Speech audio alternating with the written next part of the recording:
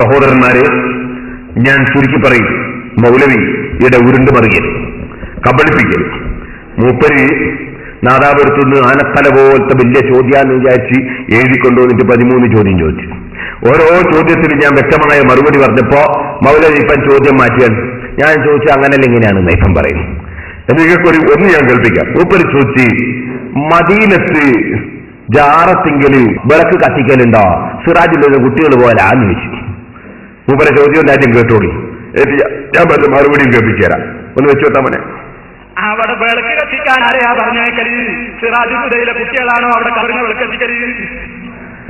മക്കത്തും മദീനത്തുമൊക്കെ വിളക്ക് കത്തിക്കാൻ ആരാ പോകല്?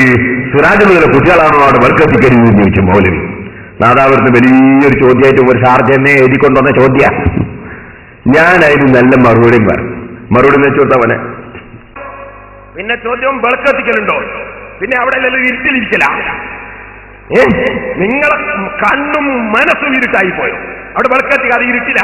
നോക്കൂ, അള്ളാഹുവിന്റെ റസൂലിന്റെ ഖബറാണ്, പച്ചപ്പട്ട വിരിച്ച ഖബർ. ഞാൻ മിഞ്ഞാന്ന് വായിച്ചില്ലേ അറേബ്യയിൽ നിന്ന് ഇറങ്ങുന്ന പത്രം? അവിടെ അതാ ഖബർ, അവിടെ അതാ നോക്കൂ, നന്നായിട്ട് മെഴുകുതിരി പോലെ വെച്ചിരിക്കുന്നതാ, നോക്കോ. ഇനി ഞാൻ നിങ്ങളോട് പറയട്ടെ സഹോദരന്മാരെ, പിന്നെ ചോദിച്ചത് എന്താണ്? എണ്ണത്തിരി ഞാൻ കാണിച്ചു തന്നല്ലോ മൗലവി, എന്നാ നിങ്ങൾക്ക് കേൾക്കണോ? അന്ന് ആദ്യകാലത്ത് ബൾബില്ല, ട്യൂബില്ല, അന്ന് വിളക്കാണ് വെക്കല്. ആ വിളക്ക് നിങ്ങൾക്ക് കാണണോ? നേരത്തെ പൊന്നിന്റെ വിളക്കായിരുന്നു റൗളാ ശരീഫിൽ കത്തിക്കല്.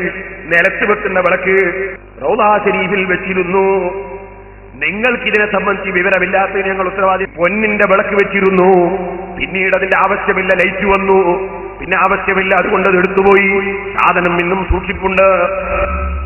അതെ, ഞാൻ റൗളാ ശരീഫിൽ വെച്ചിരുന്ന വിളക്കിന്റെ ചിത്രം അടക്കം വെച്ചിട്ട് അങ്ങനെ വിളക്ക് കത്തിച്ചിരുന്നുവെന്നും ഇപ്പോൾ ലൈറ്റ് വന്നതുകൊണ്ട് അവിടെ ഇത് കത്തിക്കേണ്ട ആവശ്യമില്ലെന്നും ഒക്കെ ഞാൻ പറഞ്ഞു.